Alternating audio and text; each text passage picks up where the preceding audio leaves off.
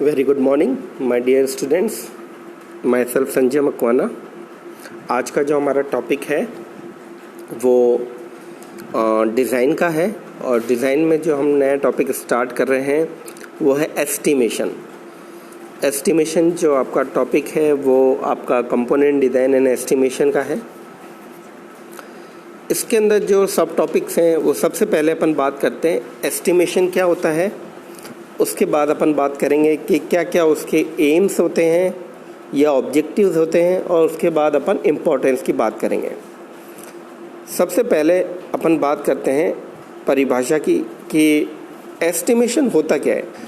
Cost estimation may be defined as the process of forecasting the expenses that must be incurred to manufacture a product.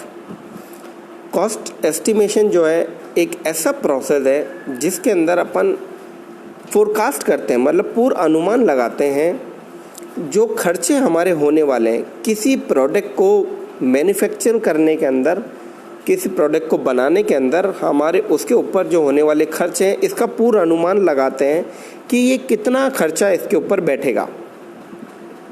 Right. Cost estimation may be defined as the process of forecasting the expenses that must be incurred to manufacture of product. जो उसके ऊपर आने वाले जो खर्चे होते हैं उसका पर पूर्ण अनुमान लगाते हैं कि मैन्युफैक्चरिंग के दौरान इस प्रोडक्ट पे कितने का ये बैठेगा, कितने तरह के खर्चे इसके ऊपर आएंगे। इसको अपन एस्टिमेशन कहते हैं या कॉस्ट एस्टिमेशन बोलते हैं। Cost estimation is the estimation of expected cost of producing a job और executing a manufacturing order before the actual production is taken up। Actual production को करने से पहले हम उसका एक पूर्व अनुमान निकाल लेते हैं, हम उसका एक अंदाज़ा निकाल लेते हैं जिससे हमें ये पता पड़ जाए कि वो प्रोडक्ट हमारा कितने का पड़ने वाला है। राइट। उसको अपन एस्टिमेशन बोलते हैं, उसको अपन एस्टिमेशन का नाम देते हैं।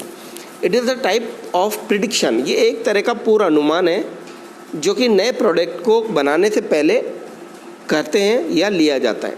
उसको अपन एस्टिमेशन कहते हैं, जिसको अपन लागत निकालना भी बोलते हैं कि किसी चीज़ की अपन पहले से लागत निकालें जिससे हमें ये आइडिया मिल जाए कि ये कितने की बैटरी है, और उससे बहुत सारे बेनिफिट्स मिलते हैं।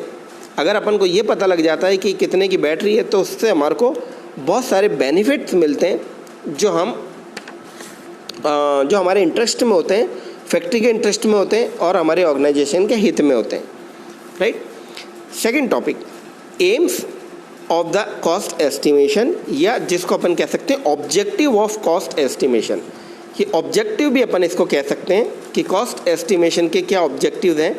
तो सबसे पहले अपन बात करते हैं पहला, it gives an indication to the manufacturer whether the product to be undertaken will be economical और नॉट।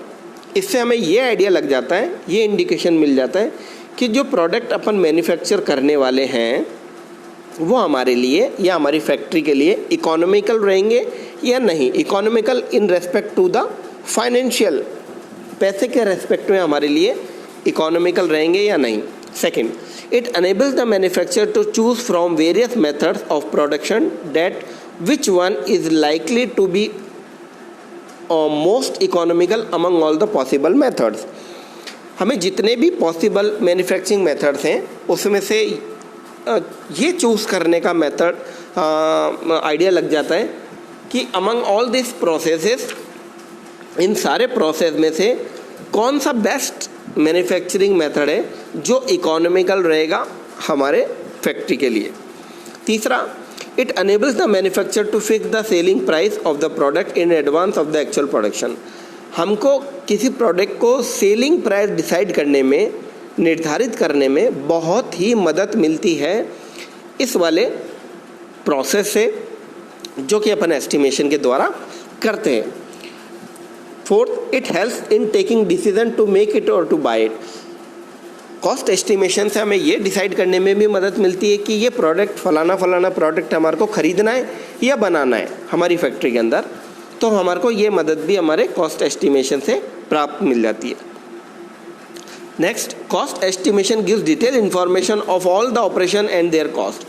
कॉस्ट एस्टिमेशन से एक डिटेल इन्फॉर्मेशन पूरी, क्योंकि जब अपन कॉस्ट एस्टिमेशन करते हैं तो हर चीज़ का आकलन करते हैं, हर चीज़ की गणना करते हैं, हर चीज़ के कॉस्ट निकालते हैं, तो एक डिटेल इन्फॉर्मेशन हमारे पास इकट्ठी हो जाती है हर एक ऑपरेशन की, और उनको सबको जोड़ें तो हमारे को एक आइडिया लग जाता है जो हमें ये ज्ञात करने में मदद करता है कि ये जो प्रोडक्ट है वो ये जो प्रोडक्ट है कितने का पड़ने वाला है हमें। द कॉस्ट एस्टिमेट डिटेल, और पूरी इसकी इन्फॉर्मेशन हमें ज्ञात हो जाती है कि इसकी पूरी की पूरी जो इन्फॉर्मेशन है वो क्या है। कैसे पूरी इन्फॉर्मेशन का मतलब, जैसे कौन कौन से प्रोसेस इसमें इन्वॉल्व हैं, उसमें कितना खर्चा आएगा, कौन कौन से टूल्स इसमें इन्वॉल्व है, उसमें कितना खर्चा आएगा, और कौन कौन सी एसेसरी उसमें और लगाए जाएंगे, उसमें कितना खर्चा आएगा, कौन कौन सी चीज़ हमारे यहाँ बनती है वो, और कौन कौन सी चीज़ हमारे यहाँ नहीं बनती है वो, मटेरियल कौन सा लगाना है ना, कौन कौन से उसमें कंट्रोल इक्विपमेंट्स लगाने, कौन कौन से कंट्रोल डिवाइस लगानी है, एक्स वाई जो भी खर्चे हैं उसका आइडिया हमारे को लग जाता है। Next, it gives an estimation of the total expenditure expected to made on the product. इससे हमारे पास टोटल एक्सपेंडिचर जो उसके ऊपर होने वाला है उसका अंदाज़ा हमारे को लग जाता है। It helps a contractor to submit accurate tenders for entering into contract. इससे कॉन्ट्रैक्टर को भी आइडिया लगाने में मुश्किल नहीं आती कि जब हम कॉस्ट एस्टिमेशन कर लेते हैं तो हम कोट करने में हमको आसानी हो जाती है, जिससे कॉन्ट्रैक्टर को भी क्या होता है कि आसानी हो जाती है, जिससे वो अपने टेंडर आसानी से कोट कर सके और भेज सके।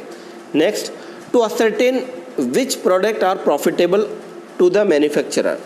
इससे सुनिश्चित हो जाता है, जब हम कॉस्ट एस्टिमेशन कर लेते हैं तो सुनिश्चित हो जाता है कि कौन से वाले जो प्रोडक्ट हैं वो हमारी कंपनी के लिए प्रॉफिटेबल रहेंगे या नुकसानदायक रहेंगे, किससे हमें इंटरेस्ट मिलेगा और किससे हमें इंटरेस्ट नहीं मिलेगा।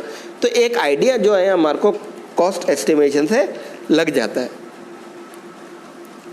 राइट। तो अब हम बात करते हैं, नेक्स्ट जो हमारा टॉपिक है वो है इम्पोर्टेंस ऑफ कॉस्ट एस्टिमेशन, कि कॉस्ट एस्टिमेशन की क्या इम्पोर्टेंस है, क्या क्या इम्पोर्टेंस। तो बहुत ही सिंपल इसकी आंसर है। The accuracy of the cost estimation depends upon the order of detail estimation, basis of calculation and reliability of the data used in the estimation.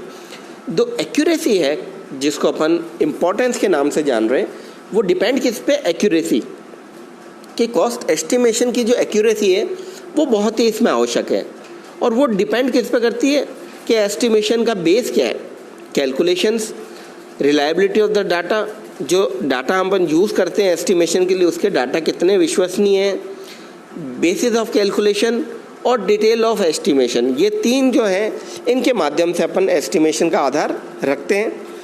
Estimation of cost must be reasonable accurate if a venture is to be successful. अगर किसी factory को, venture को, industry को successful बनाना है, आगे ले जाना है, प्रगति करानी है, तो उसके लिए एस्टिमेशन का प्रोसेस बिल्कुल एक्यूरेट होना चाहिए। उसमें किसी प्रकार की कोई उसमें गड़बड़ नहीं होनी चाहिए, एक्यूरेट होना चाहिए। तो उसके दो चीज़ें हैं यहाँ पर, दो पॉइंट्स हैं। इफ़ ए जॉब और प्रोडक्ट इज़ ओवर एस्टिमेटेड, अगर आप किसी प्रोडक्ट का एस्टिमेशन ज़्यादा लगा देते हो, ओवर एस्टिमेटेड कर देते हो, ओवर प्राइस कर देते हो, किसी का जितने में वो बैठना चाहिए उससे ज़्यादा आप उसका प्राइस कर देते हो, तो क्या होगा, it is lost to the competitor of the और इन द मार्केट। वो मार्केट में लूज हो जाएगा, लॉस्ट हो जाएगा, पिछड़ जाएगा कंपटीशन के अंदर, जो दूसरे प्रोडक्ट हैं उसके जैसे मार्केट के अंदर उनसे ये पिछड़ जाएगा। दूसरा, और if the job of product is under estimated it result in financial loss in the factory industry, therefore decision are based on the skilled knowledge. और अगर हम एक बार तो हमने ये मान लीजिए ओवर एस्टिमेशन कर दिया, और अगर अपन अंडर एस्टिमेट कर देते हैं, कम लागत निकालते हैं उसकी, जो आने वाली है उससे अपन ने कम निकाला, तो क्या होगा कि जो फैक्ट्री है और जो इंडस्ट्री हमारी उसको फाइनेंशियल लॉस हो जाएगा, क्योंकि हमने बनाने में तो कम में बनाया और बेचेंगे ज़्यादा में, तो वो हमारी इंडस्ट्री को, एंटरप्राइज को, फैक्ट्री को लॉस हो जाएगा, जो कि हमारे लिए बिल्कुल भी उचित नहीं होगा। सो ये इम्पॉर्टेंट जो टॉपिक था आपका, इम्पॉर्टेंस और डेफिनेशन और एम्स, ये मैंने आपको बताया, जिससे मुझे उम्मीद करता हूँ कि आपको ये समझ आया होगा कि किस तरीके से अपन इसको करते हैं। अब नेक्स्ट जो हमारा क्लास रहेगी, टॉपिक रहेगा, वो रहेगा इसके आगे वाले कॉस्ट एस्टिमेशन प्रोसीजर जो है उसके ऊपर केंद्रित रहेगा। तो बहुत बहुत धन्यवाद, थैंक यू वेरी मच।